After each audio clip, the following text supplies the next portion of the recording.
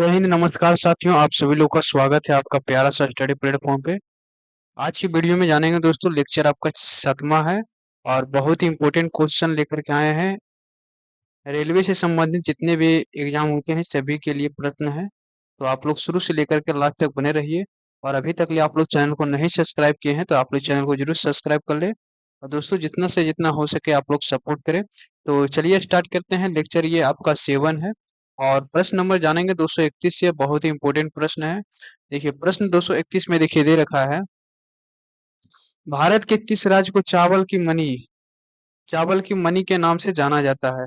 तो इस प्रश्न का सही उत्तर हो जाएगा ऑप्शन डी, यानी कि छत्तीसगढ़। और इसका सही उत्तर हो जाएगा ऑप्शन डी।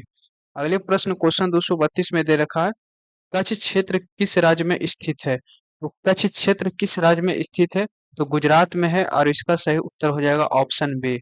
अगले प्रश्न 233 में जानेंगे, भारत के किस राज्य में नेचर पार्क स्थित है। कौन सा पार्क है, तो नेचर पार्क। इस प्रश्न का सही उत्तर हो जाएगा कर्नाटक में और इसका सही उत्तर हो जाएगा ऑप्शन ए हो जाएगा।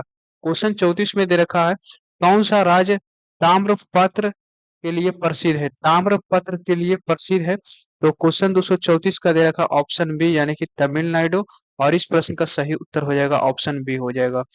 देखिए 235 में क्वेश्चन दे रखा है, भारत में सबसे बड़ी झील कौन सी है। तो भारत में सबसे बड़ी झील है दोस्तों, इस प्रश्न का सही उत्तर हो जाएगा, यानी कि बुलर झील है। और ऑप्शन नंबर ए इसका सही उत्तर है। क्वेश्चन 236 में दे रखा है, भारत में समुद्र तट की सबसे लंबी दूरी कहाँ स्थित है। भारत में समुद्र तट की सबसे लंबी दूरी कहाँ स्थित है, तो 236 का सही उत्तर हो जाएगा दोस्तों ऑप्शन नंबर डी, यानी कि गुजरात में स्थित है। अगले प्रश्न बात करेंगे क्वेश्चन 237 में, फिर है Bhabha atomic research centre Bharat के किस राज्य में स्थित है।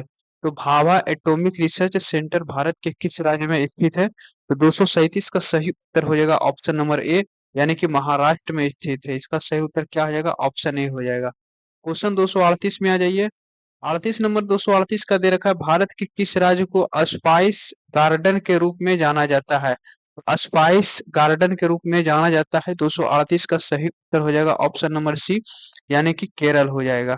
अगले प्रश्न बात करेंगे क्वेश्चन 239 में, दे रखा है, भारत के किस क्षेत्र में थार मरुस्थल स्थित है। तो किस क्षेत्र में थार मरुस्थल है, इसका सही उत्तर हो जाएगा दोस्तों राजस्थान में। और ऑप्शन नंबर इसका सही उत्तर हो जाएगा बी। क्वेश्चन 240 में दे रखा है, भारत में सोनाली किसका पर्यायवाची है। सोनाली किसका पर्यायवाची है, तो 240 का सही उत्तर हो जाएगा ऑप्शन सी, यानी कि हल्दी हो जाएगा। क्वेश्चन 241 में दे रखा है, कौन सा भारतीय राज्य उदंती वन्यजीव अभयारण्य के लिए प्रसिद्ध है। अभयारण्य के लिए प्रसिद्ध है, तो 241 का सही उत्तर हो जाएगा, यानी कि ऑप्शन नंबर सी इसका सही उत्तर है छत्तीसगढ़। क्वेश्चन बात करेंगे क्वेश्चन नंबर 242 में, दे रखा है, सुमित्रा नंदन पंथ का संबंध किस प्रदेश से है। तो सुमित्रा नंदन पंथ का संबंध किस प्रदेश से है, तो 242 का सही उत्तर हो जाएगा, यानी कि ऑप्शन नंबर डी हमारा सही उत्तर है उत्तराखंड। आगे हम बात करेंगे 243 में, भारत के 243 में दे रखा है, भारत के महासागर में कितने प्रमुख महासागर है। तो भारत के महासागर में कितने प्रमुख महासागर, ये आपसे प्रश्न पूछ रहा है। तो यानी कि 4 है और इसका सही उत्तर हो जाएगा ऑप्शन ए हो जाएगा। क्वेश्चन आ जाइए 244 में। 244 में दे रखा है, भारत का मानसून किस मौसम का हिस्सा है। मानसून जो है किस मौसम का हिस्सा है, इसका सही उत्तर हो जाएगा वर्षा का हिस्सा, यानी कि ऑप्शन नंबर सी है। क्वेश्चन 245 में दे रखा है, भारत में लक्षद्वीप कहाँ स्थित है। तो भारत में लक्षद्वीप कहाँ स्थित है, ये आपसे प्रश्न पूछ रहा है क्वेश्चन 245 में। तो लक्षद्वीप जो है दोस्तों आपका पश्चिमी समुद्र में है, यानी कि ऑप्शन नंबर ए इसका सही उत्तर है। 246 में दे रखा है, भारत में पद्म भूषण पुरस्कार किस क्षेत्र से संबंधित है। पद्म भूषण किस क्षेत्र से संबंधित है, तो यानी कि सभी से है, विज्ञान से, साहित्य से और कला से। इसका सही उत्तर हो जाएगा ऑप्शन डी हो जाएगा। आगे बात करेंगे 247 में, भारत का संविधान कब लागू हुआ था। तो भारत का संविधान जो है 26 जनवरी 1950 को लागू हुआ था, यानी कि ऑप्शन बी इसका सही उत्तर हो जाएगा। क्वेश्चन 248 में दे रखा है, भारत में सर्वोच्च न्यायालय कहाँ स्थित है। तो भारत में जो है सर्वोच्च न्यायालय कहाँ स्थित है, तो इस प्रश्न का सही उत्तर हो जाएगा दोस्तों ऑप्शन नंबर बी, यानी कि दिल्ली में है। आगे बात करेंगे 249 में, भारत में राष्ट्रीय आपात की घोषणा कौन कर सकता है? तो भारत में राष्ट्रीय आपातकाल की घोषणा कौन कर सकता है? यानी कि राष्ट्रपति कर सकते हैं, और इसका सही उत्तर हो जाएगा ऑप्शन सी हो जाएगा। 250 में देखिए दे रखा है, भारत का संविधान किसने तैयार किया था?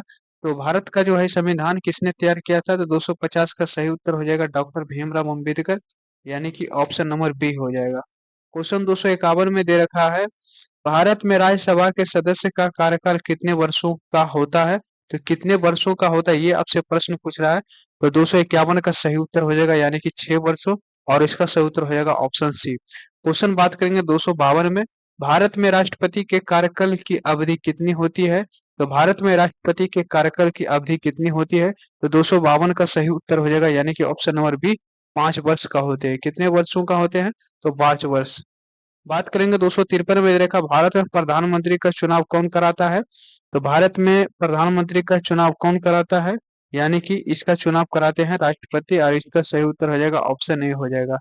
254 में देखिए दे रखा है, किस अनुच्छेद के तहत भारत में राज्यसभा का गठन किया गया है? तो किस अनुच्छेद के तहत भारत में राज्यसभा का गठन किया गया है? 254 का सही उत्तर हो जाएगा अनुच्छेद 80, यानी कि इसका सही उत्तर क्या हो जाएगा? ऑप्शन नंबर ए हो जाएगा।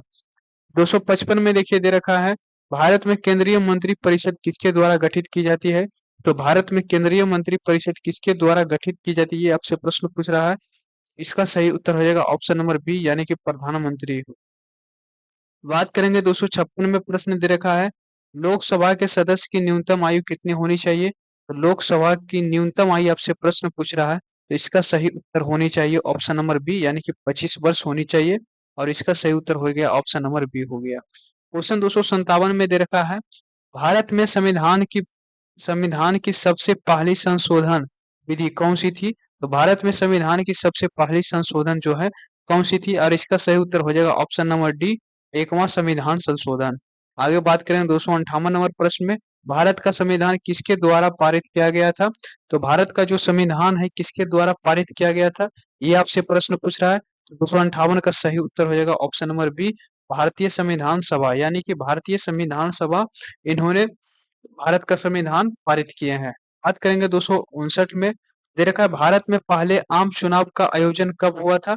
तो भारत में पहले आम चुनाव का आयोजन कब हुआ था? 259 का सही उत्तर हो जाएगा 1952 ईस्वी में। कब हुए थे दोस्तों? 1952 ईस्वी में। बात करेंगे 260 में, दे रखा है, भारत में राष्ट्रीय ध्वज का डिजाइन किसने तैयार किया था?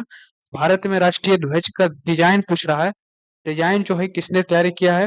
तो इसका सही उत्तर हो जाएगा ऑप्शन नंबर बी, यानी कि पिंगली पिंगली वेंकैन है, और इस प्रश्न का सही उत्तर क्या हो जाएगा? ऑप्शन नंबर बी हो जाएगा।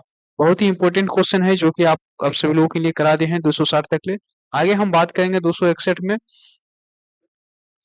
दे रखा है, भारत के संविधान में अनुच्छेद 370 का क्या महत्व है?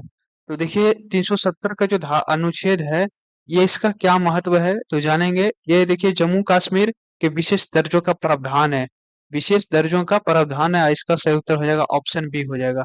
262 में देखिए दे रखा है, भारत के राष्ट्रपति का कार्यकाल कितने वर्षों का होता है? तो कार्यकाल जो होते हैं राष्ट्रपति का होता है 5 वर्षों का होता है, और इसका सही उत्तर हो जाएगा ऑप्शन नंबर बी। बात करेंगे 263 में, किस अनुच्छेद के तहत भारतीय संविधान में एकल नागरिकता का प्रावधान किया गया है? एकल नागरिकता का प्रावधान किया गया है 5, अनुच्छेद 5। सॉरी 264 में बात करेंगे प्रश्न, भारत में कितने प्रकार के आपातकाल हो सकते हैं? तो भारत में कितने प्रकार के आपातकाल हो सकते हैं? तो 3 आपातकाल हो सकते हैं।